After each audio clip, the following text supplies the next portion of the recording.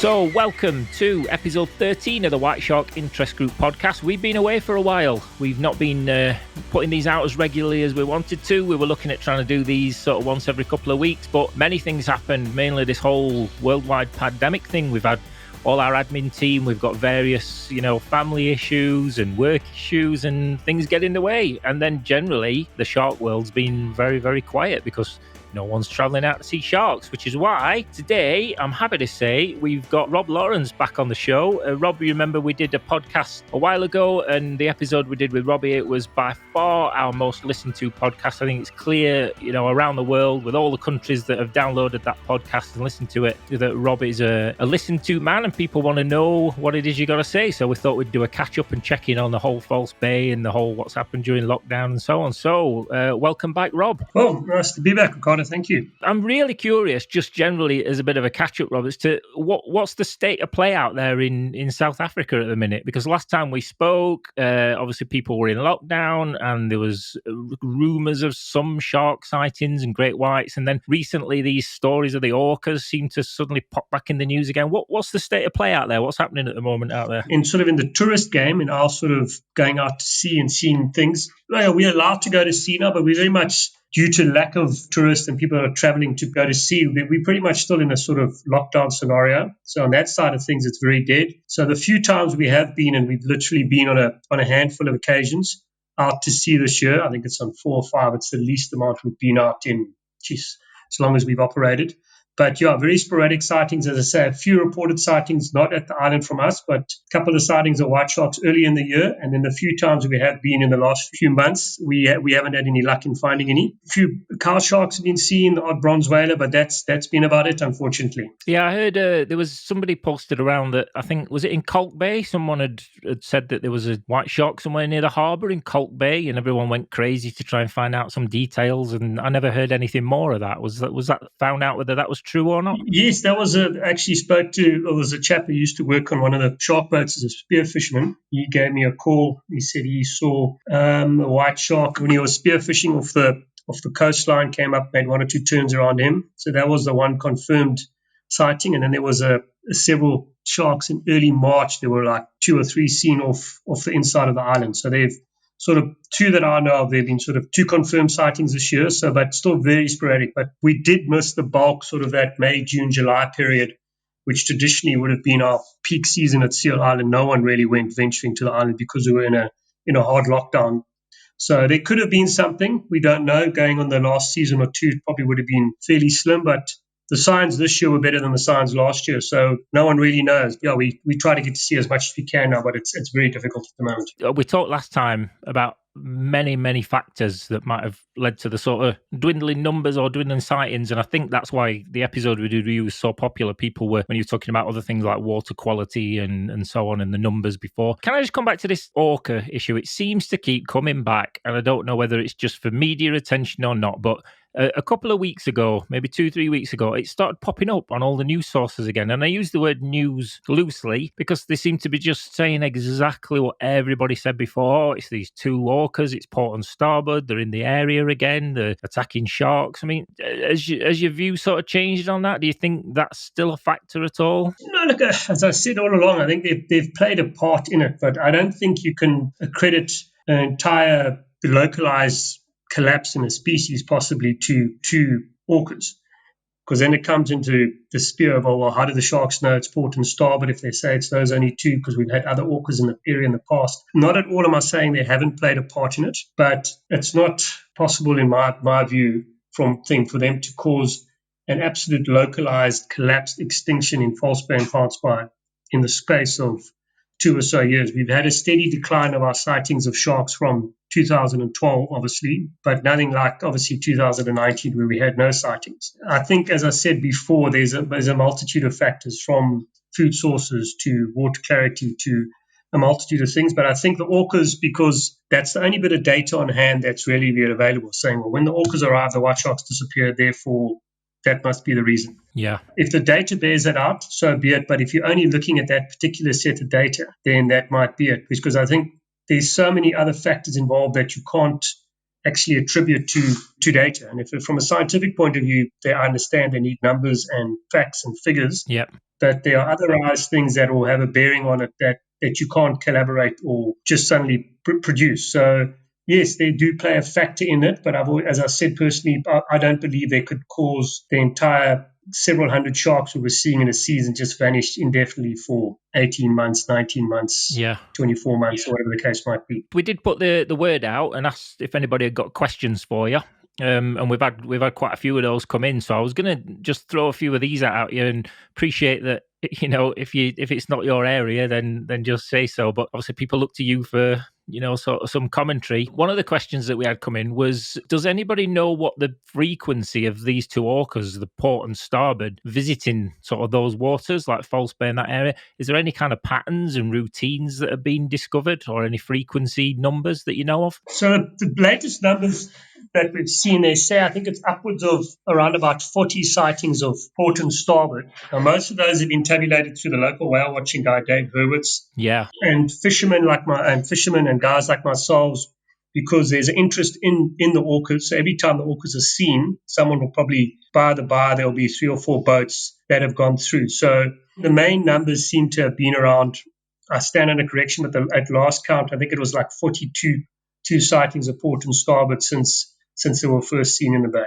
And have you seen them yourself while you've been out? Yes, no, we've seen them on a few occasions. So I've seen them twice at the island where they were hunting, where they seemed to be hunting the cow sharks. That was last year. That's when we physically seen them. I wasn't on the boat. My guys called me, said, look, they're here. They did a lap around the island, and they seem to eat a few cow sharks. We've never seen them hunting or interacting with any white sharks. Not that it hasn't happened, but from personalized sightings by myself and the other shark boats, no one's seen that in False Bay at all, to the best of my knowledge. Yeah. The theory behind that is that they're obviously not everybody's at sea all the time. So when they're there, if they've killed a white shark, the carcasses have sunk and they haven't washed on shore, which is feasible, I suppose. But no one's physically seen them hunting. The reason I think False Bay has got such a higher sighting rate than a lot of the other areas up and down our coastline is because there's a lot more water users. Yeah. Especially closer inshore where these guys work out of Simonstown. There's several boats out every day, barring a gale like we've got today. At any given time, you'll have 10 or 15 fishing boats, a whale watching boat, 1 or 2 shark boats, paddle boarders, surf skiers, surfers. And the people that are along the False Bay coastline from sort of Muizenberg to Miller's Point are very in tune with what happens with the coast. So there's a lot more eyes watching than further up the coast where there's vast stretches of uninhabited land where the orcas are probably cruising around doing their thing because they've been seen all the way up into Namibia and up the East Coast. So they seem to cover a vast area. The word that goes out when there is a sighting is crazy, because I'm sure you get it, but like my phone lights up. Everybody and anybody who you've ever met regarding sharks or South Africa is suddenly pinging messages around that this has happened, exactly where it is and who it was and who saw it. And, it goes crazy. So if we ever have, some kind of worldwide emergency other than this pandemic, I think I'm just going to stick with shark people because they seem to spread the word around the world in about 10 seconds. It's crazy. But one of the things, am I right in thinking that although port and starboard have been seen in False Bay several times, the washed up shark carcasses, the white sharks, with the liver torn out, which I want to get to in a minute. Am I right in thinking that hasn't been observed on the False Bay coast? 100% correct. The only ones that have washed up have been in the Gansbaai area. So Gansbaai, Elkraalsmond, they've got a stretch of beach up and down there, but basically close in and around where the sharks operate in these traditional summertime beach areas, they've seen the white sharks wash up there. So this makes me as a armchair shark enthusiast, that makes me ask questions, because if everyone keeps saying, oh, port and starboard, yeah, and they're ripping livers out, and I think there was like seven carcasses back in the day when it was happening a lot. If none of those have been found on False Bay coast, then that to me has to shed some doubt on the level of activity that may have gone on there, because I would have expected, even one surely to have washed up on False Bay sort of coastline. Yeah, you would have thought so, but it's look, the lay of the land is different, and you obviously have different currents and wind directions and that might affect movements of things, and they might sink. But you would have thought between the operators and people at sea, and if they've caused such a decimation of the population, look, the bottom line is the sharks are gone, whether it's orcas or not.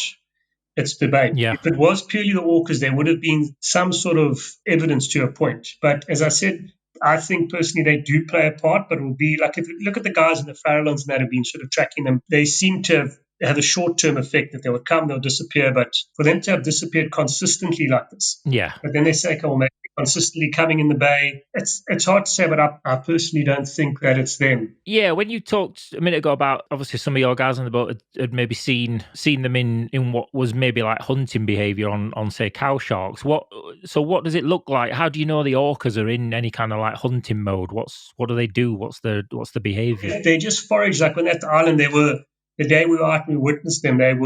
The guys got there, anchored up, and then they saw Port Starboard, and they've got very distinctive dorsal fins. If anybody's seen the photos in that, Yeah. they're very, very hard to misplace. And they generally always seem to be cruising around together. So they just work their way around in the island, in the shallows, constantly around the island. And they stay there for several hours. And then we saw some carcasses drift to the surface of cow sharks. Yeah. Then we had about several weeks with no activity. And then bang, the cow sharks came back. That to me would sort of be the pattern if it was purely for them or the white sharks. That if the white sharks came, they got fed, they'll disappear for a while. But once the orcas have moved up the coast, several thousand Ks, they will come in because that's a concentrated food source at the island, particularly through the winter months. Absolutely. Yeah. Look, that's the other thing. We've always had two seasons with the white sharks. The inshore and offshore season, like summer versus winter. Generally, the white sharks would be at Seal Island 6 to 8 months of the year, and the rest of the time they'll be inshore. That's where other factors come into play. Is it the fact that the long-line demersal fisheries has killed the smooth-out sharks and the precipitant sharks, which is a very strongly punted theory as well? I think everything plays a factor. Sure. There's got to be a human factor involved. There's no ways there's going on several billion humans on the planet and we're not having an impact on the ocean and we can blame it on two naturally occurring predators. That's not the be-all and end-all. Something Dirk Schmidt's always said is the patterns of nature, and especially around false bears, happen for so long, for millions and millions of years. Yeah, that doesn't just stop without some other factor playing a part. You know, orcas have been there as long as the white sharks have, I'm sure. Oh, no, for sure. As I say, that's the thing with Port and Starboard. We've had other orcas, and they say these two particular ones have taken a liking to white sharks or shark livers. But how do the sharks distinguish when they suddenly see an orca? Do they say, well, it's those two particular ones, or they just run away from all orcas? Exactly. So yeah. It's sometimes, maybe I'm just too simplistic in the way I look at it, and I'm not a scientist, but there's too many unanswered points that you can't open and close the book by saying it's orcas.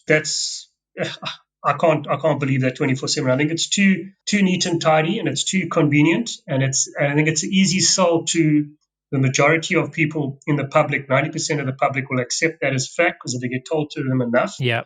But then you'll have groups like your interest groups and these guys that have a little bit more knowledge, a little bit more interest, will realize it's not as plain and simple as that. If things are disappearing and food chains are collapsing and things are happening, you've got to blame humans. Yeah. We are the ones that are to blame for probably 90% of the things that are happening anywhere at any given time. And I think one of the most interesting elements you spoke about last time, I mean, there was the fishing thing, was the water quality. And local sources of, people pumping stuff into the waters around there. That to me would have to surely be a major factor. But yeah, I take your point. It's a very, very good point. Nature's been doing this thing for millions and millions of years, and then we show up and our activities cause so much impact that you'd have to put that into the factor. That's got to be a factor for sure. That's a really good point. Yeah, false bay. Like if you speak to the whale watching guys, their sightings of southern white whales have been down tenfold in the last 2 seasons as well. Right. You go out of False Bay, you go a few miles offshore, you go around the corner up the coast, and there's all sorts of life.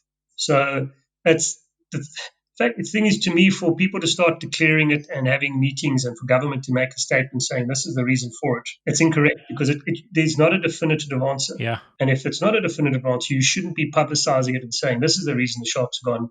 Let's move on. They're finished in this area. Yeah. But maybe they don't want to realize. Maybe they're too scared to say, look, it is a localized collapse, localized extinction. At the end of the day, as much as we like to know what we're talking about, we don't really know for certain. You can have an educated point of view, but that's sort of where it goes. But if there's scientific facts and figures and you're basing it off on, if your sharks disappear and the orca sightings are picked up, and that's the only set of data we've got to work off, then if that's the case, well, then that's the reason. Maybe this is why the Orca articles keep getting copy-pasted and reposted, months and months later, is because it is an easy, clean answer to put out there. Oh, orcas are killing white sharks. It's almost clickbait now that we get a new member joins the group and within 10 minutes, they've posted this article. Oh, guys, have you seen this? Orcas are attacking white sharks in South Africa. And it's like, yeah, I think we've gone over this like so many times now. It's just a clickbait article that just keeps coming back and back and back.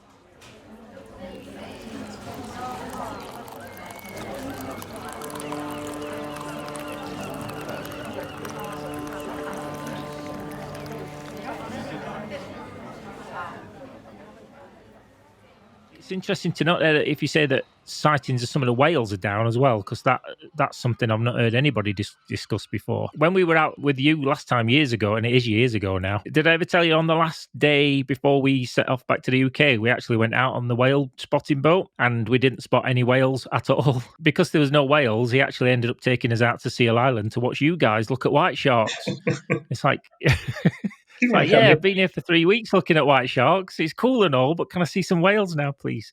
But I remember seeing like orcas. Like we were down at Cape Point, and you can see the orcas, the small pods of them. But I don't know.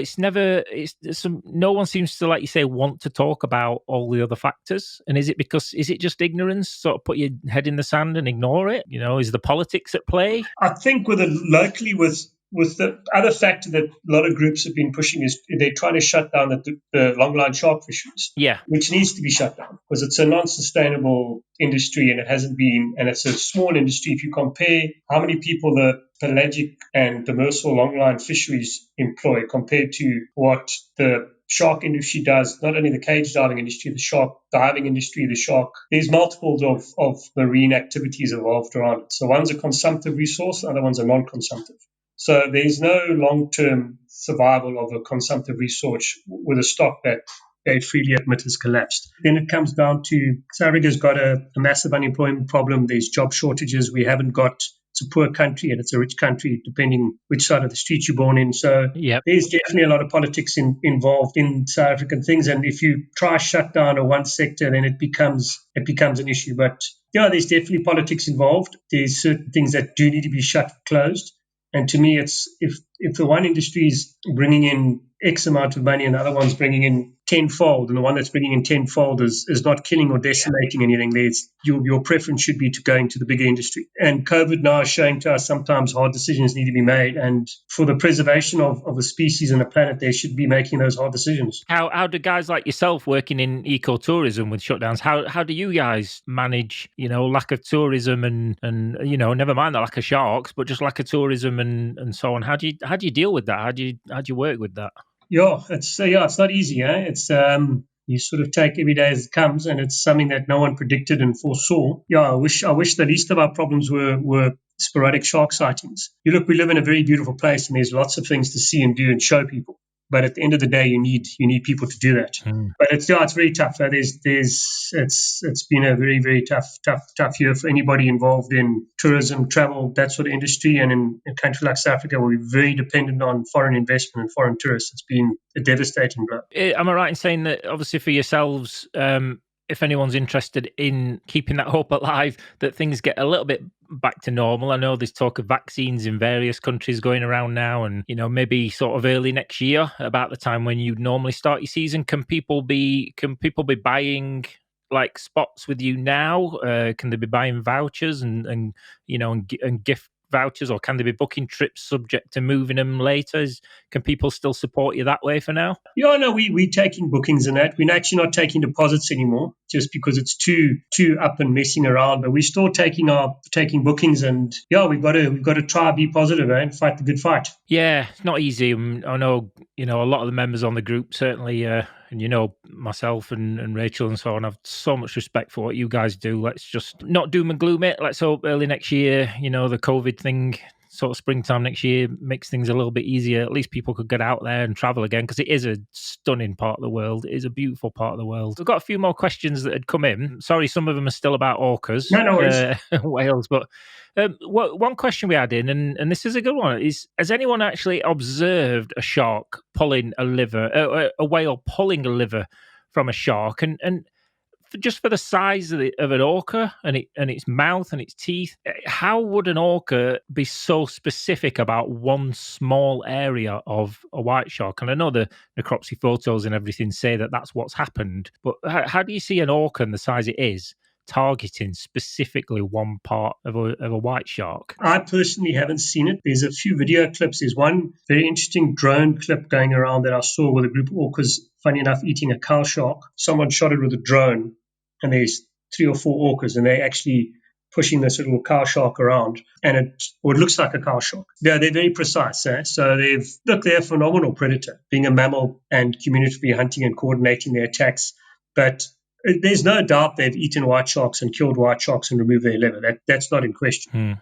That's not even up for debate. They are very capable and they're very of doing that. And I personally haven't seen it. They're very precise in what they do. One of the questions that came in from one of our members said, could the white sharks not gang up on the whales and hunt them off? It said like dolphins do. Now, just for listeners, I would point you to episode 12 of our podcast, which was with our admin Drew, who talked about some of the myths around the fact that dolphins chase off sharks. It's not entirely true. So give episode 12 a listen. But just from white shark behavior, have you ever seen them sort of collectively chasing a predator away or hunting in groups in any way? We had quite a unique setup, is that we had multitudes for large volumes of white sharks in a small area hunting similar prey items. So what we used to observe, which we sort of decided was they might benefit from another attack. So if basically there's a seal coming back in the morning, Ricardo, the one shark, chases it, the seal gets away, and that seal's tired, that shark's lost interest. And as he moves along, I come along and grab it. So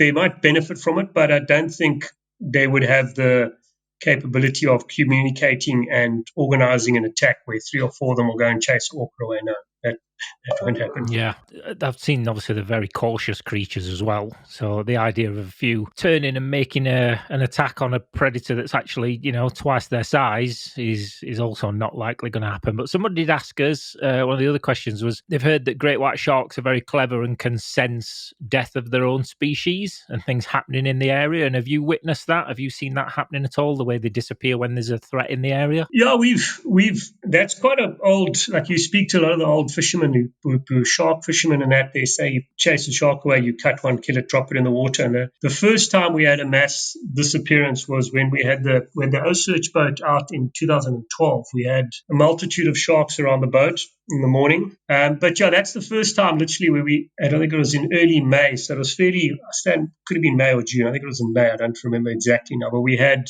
several sharks the day before, like 8 or 9 or 10. These guys came in, hooked the shark, put on their platform, did their thing. Next day we sat for hours, had one shark come past, and then that's the first time we missed, like in June, for 15 or 18 years, whatever it was leading up to that time. So yeah, and that's where the orca story is true, where it's a case that if they're coming, but that's why I've always said it'll be like a week or 2 week or 3 week, even a month period where they might get spooked in the area. They might release some sort of who knows what in the water, and they'll move off. But that's like the thing we've had with the gully sharks at the island, where we've physically seen with our own eyes orcas port starboard killing gully sharks, and in about a 3 week period later, 2.5 weeks back, there's a whole new group coming through. So if it could happen with one particular species of shark, there's no reason it shouldn't happen with another. So yeah, I think I don't think there's any question about that it happens, does it? It's the why and the how I find fascinating that it can do that. And do you think they actually leave the area, or do you think they just go deep and stay low and stay out of sight? Yeah, that's the other thing. It's like they might suddenly not just come up to boats, because we've had sharks over the years that we see hunting in the morning that you can identify through dorsal fins and things like that, and then you just never see them around your boat. Or they'll come past, they'll fly by the boat, and you just don't see them. So their behavior is very peculiar from shark to shark. But in an incident like that, if they've been hunted and attacked, like any sort of, they probably would leave the area. Yeah, it's a case of how far they would go and for how long they run away, because they move great distances, as everybody knows. They go intercontinentally. I mean, they swim from here to Australia. So yeah, they can cover vast areas. So it comes back to no one can say for certain. I defy anybody to give you a precise reason exactly what it is. I think everybody's theories has got merit, and you can't dismiss any of them.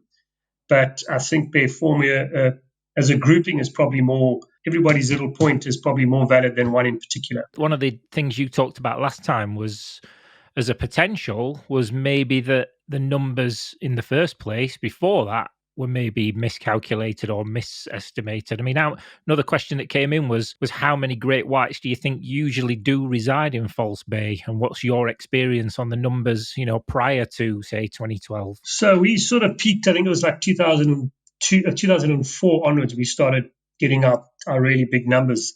But it also was seasonal because we used to be able to set our clock at generally from second week into January, first week in Feb, you'd start seeing 2s and 3s and 4s, it'd steadily pick up. And then that June, July, August period would be crazy, with the last 2 weeks of July, first 2 weeks of August being like as close to guarantee.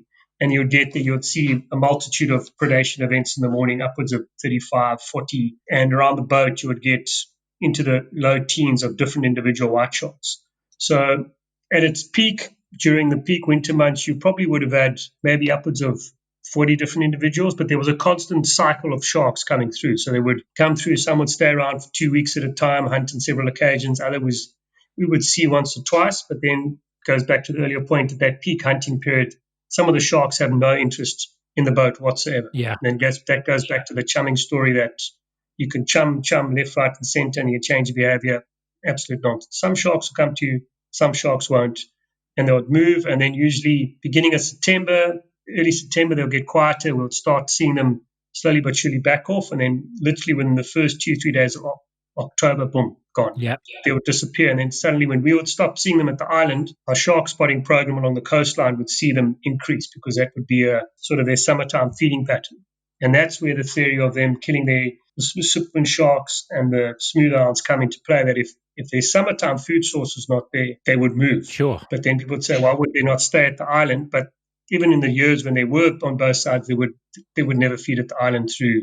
Like even now, traditionally, I wouldn't expect to see white sharks there. Sure. There's a known food source at the island year-round, but the sharks have never in our working history there spent 12 months of the year there. If you're out, out in the morning and you're saying you're seeing 35, 40 sort of predations happening and breaches in the distance and, all this activity going on, at peak times, do you think that's like 35, 40 sharks, different sharks, or is it the same sharks? Do you think there's just a handful sort of at any given time? It's probably a combination of both, eh? So that's why it's sometimes hard, because the area is fairly spread out. So it's more a case of an individual, because you'd identify sharks around the boat during the course of the day, and you'd see, say, of the 10 you saw, let's call it, you'd see 5 or 6 of those every second or third day, but then every other shark the following 2 days would be a different one that you wouldn't see again. It probably would be a combination of both, but you would probably still be comfortably having upwards of 30 different sharks in a 4 or 5 mile radius around the island. Right. Traditionally speaking, I'm not talking obviously recent sightings. Yeah.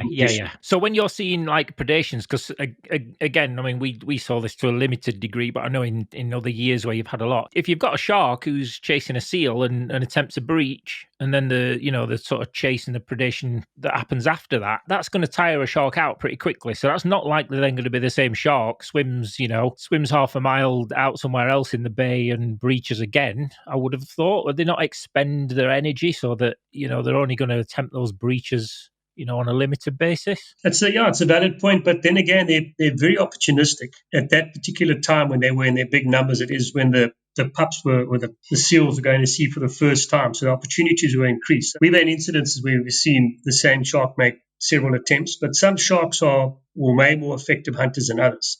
There were certain guys that we've got to see over the years that were like, bang, first time hit, no chase, just kill.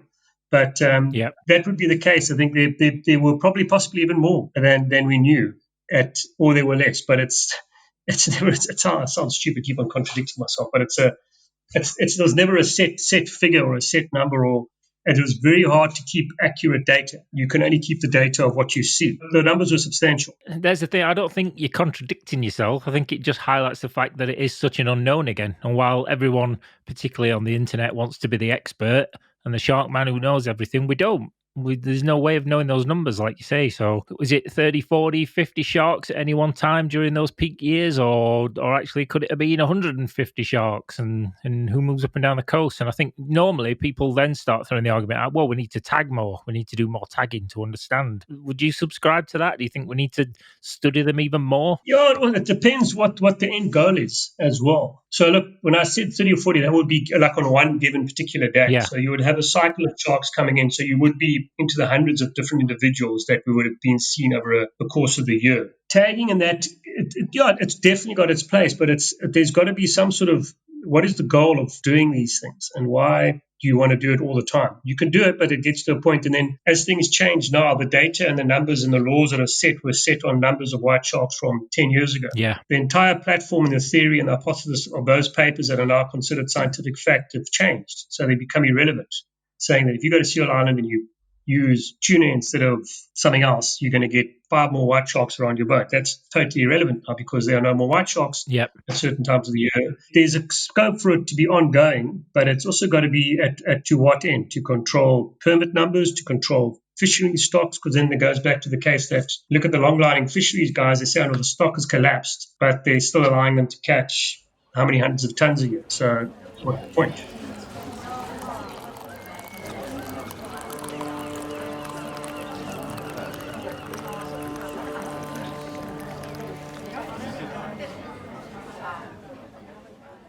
If you had an ideal now that something could help you guys and help that industry and help the white sharks and help any of those shark species, what would be a pie in the sky, magic lamp rubbing wish that you could have that would change things in that area, that's practical, that can actually help guys like you and help the sharks and help the tourism and help the industry and help the environment in there? What's an ideal? What would you like to see happen? You'll need more marine protected areas. So I don't know the numbers, but I think it's less than 30% of the world's, or they ideally you would want at least 30 to 40% of the world's ocean protected as marine protected areas, which won't happen because of the commercial driven aspect of it. But you would want areas that are no-go fishing areas, no boating areas. You sort of ideally would want massive reserves where there would be stringent controls who gets in and out of it. Yeah. You would want to stop all shark fishing, because from smoothhound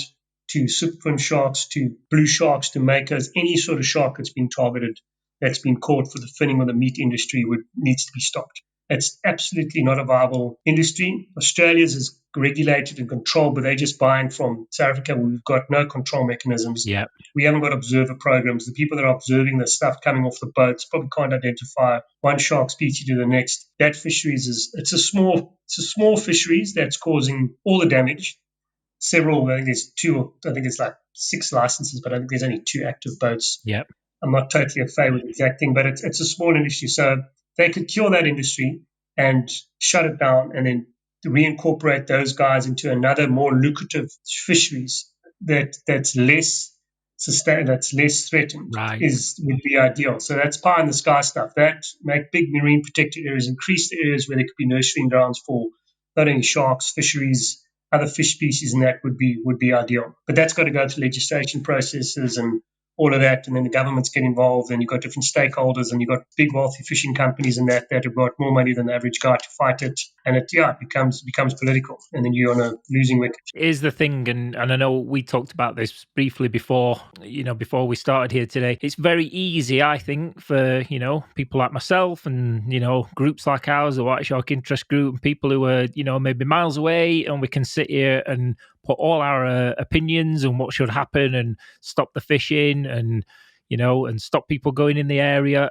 But we don't live in South Africa, and we don't live with those political and financial issues. It's very easy for us to sit here and say that should happen, but what do you do for the guy on the boat who's trying to earn some money to feed his family? And you're saying you got to stop this now because it's damaging sharks and it's damaging ecotourism and it's damaging tourism. How do you say that to the guy who's on the boat who needs to earn some money? No, sure.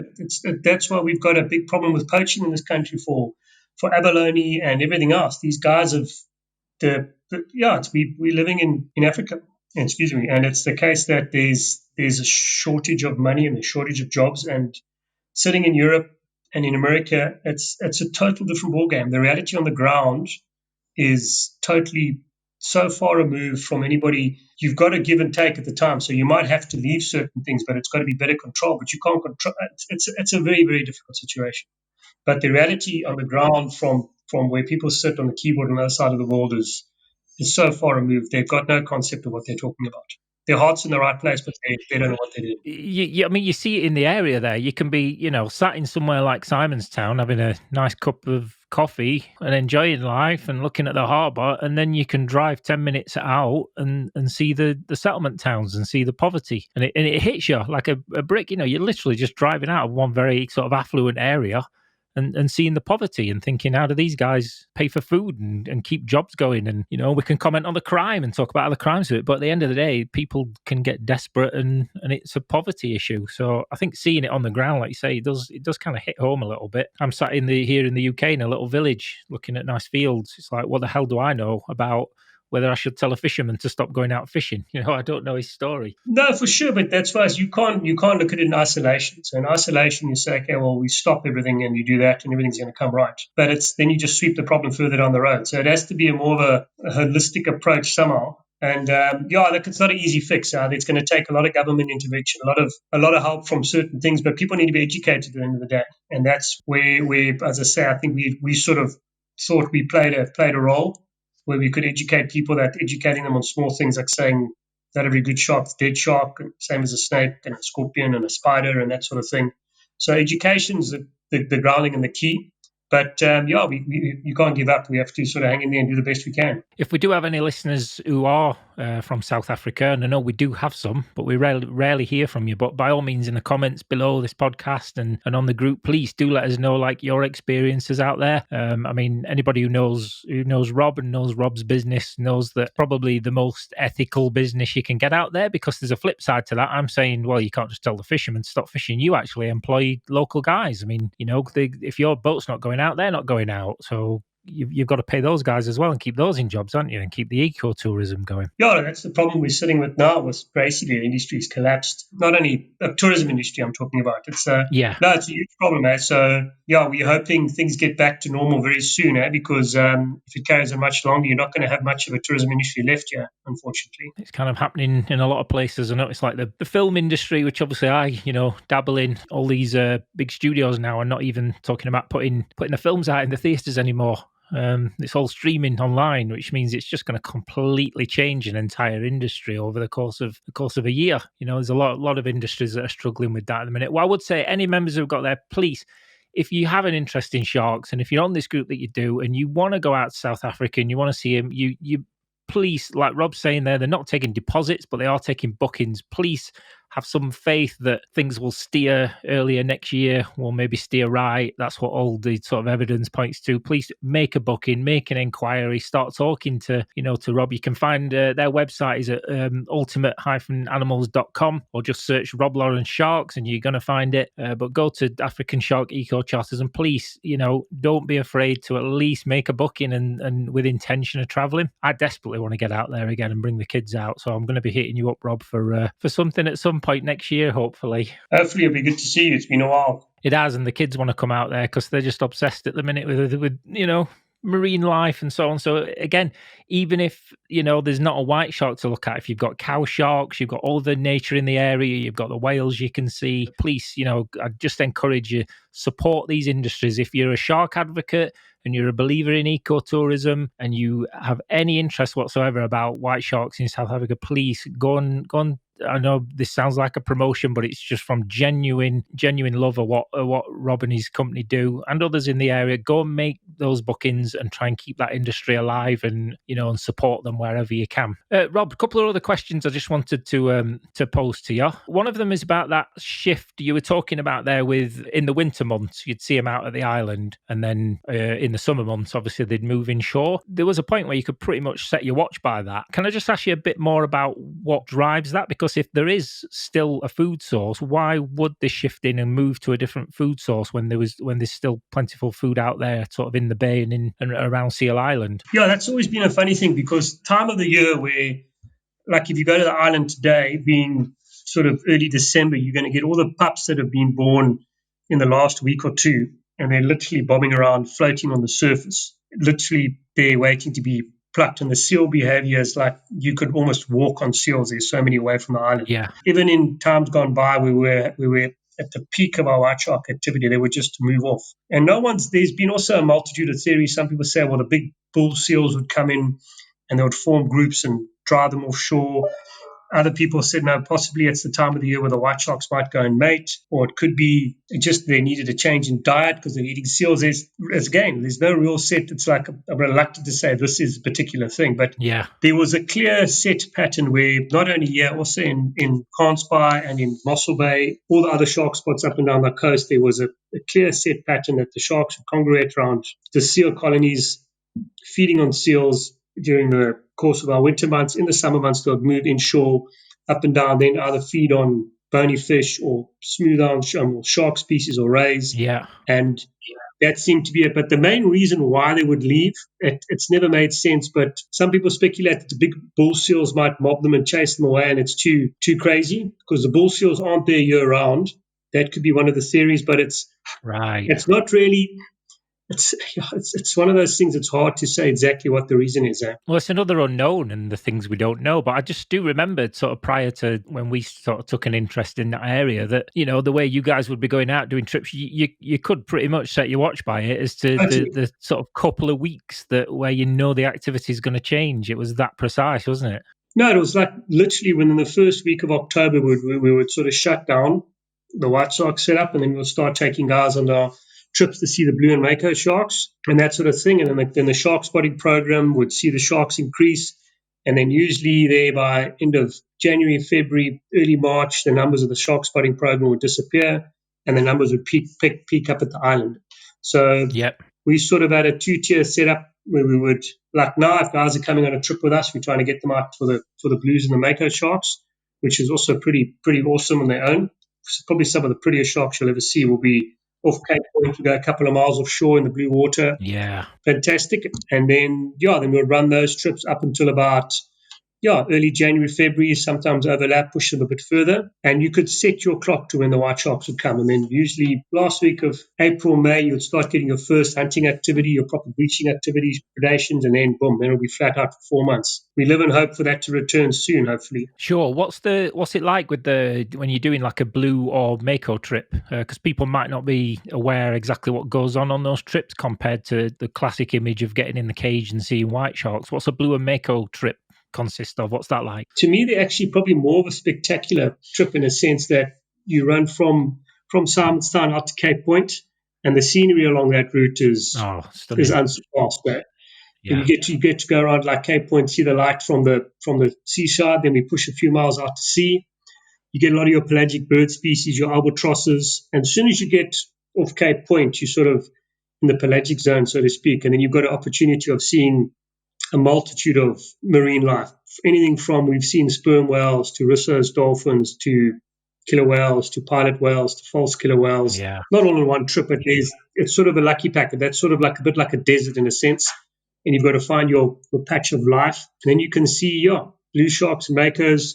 And it's a really, really, really fantastic trip. It is a bit longer because of the distance you cover. Yeah. But it's a great trip, and it's something that's very, very unique. Things you don't even have to be a shark fan, but you can get to see an albatross, for argument's sake, which 90% of people will never see. We never went out to sea down at Cape Point, but just standing at Cape Point, for an hour and watching the amount of different sort of marine life that came swimming past. There's a pod of orcas, there's some, southern right whales. It's phenomenal, the nature you get. But is that still a cage trip, or is that a scuba sort of free diving? We do it both, so we can offer the guides, but sometimes a lot of you guys that aren't scuba certified in that, utilizing the cage is great, because if you're doing the free diving out of a cage with them, then you have to be more of a certified diver and had a bit of experience. But we've worked it out over the years that you can get people with no real diving experience as with the white sharks, and you can use them with the blues and makos, and it works out very, very well. It's a great trip. It's a really, really great trip. You know, if you go and Google Rob's name and Google his company, African Shark Eco Charts, go and check their website out. I've seen some footage and pictures that you've done from those trips before.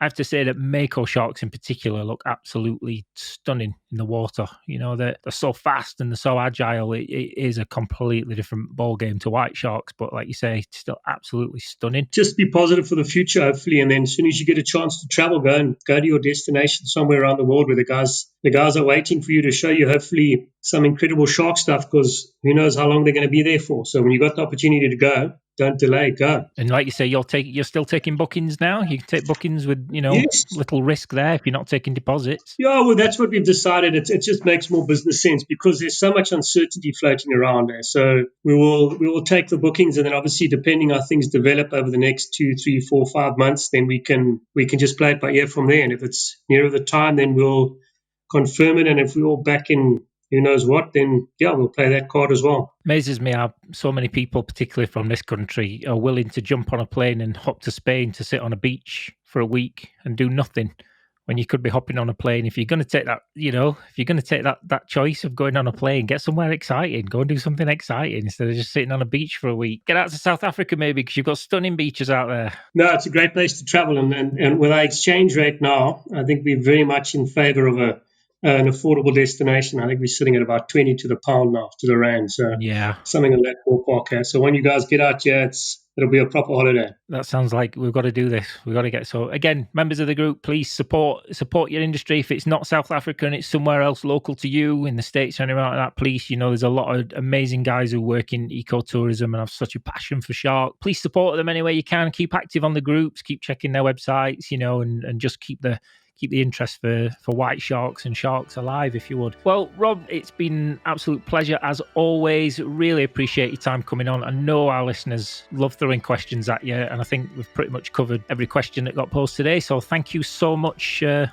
your time again today. Yeah, pleasure. Thanks for the invite. Really appreciate it. Anytime. And again, members, please support the industry. And so if you want to go and check Rob out, if you check his website, it's African Shark Eco Charters. So the website is ultimate-animals.com. Some amazing images, and just go and read about these trips and other things you can do that maybe even if it's not white sharks, there's plenty more on offer there. So with that being said, thank you so much. You can check us out. We're on Instagram at whiteshark_interest group. You can also find our website at whitesharkinterestgroup.com, and you can also find our YouTube channel. Please keep checked in with us. Keep safe out there. This is probably going to be the last one before the Christmas break, so Merry Christmas, Rob, and Merry Christmas to all the listeners out there, and we will see you on the next episode.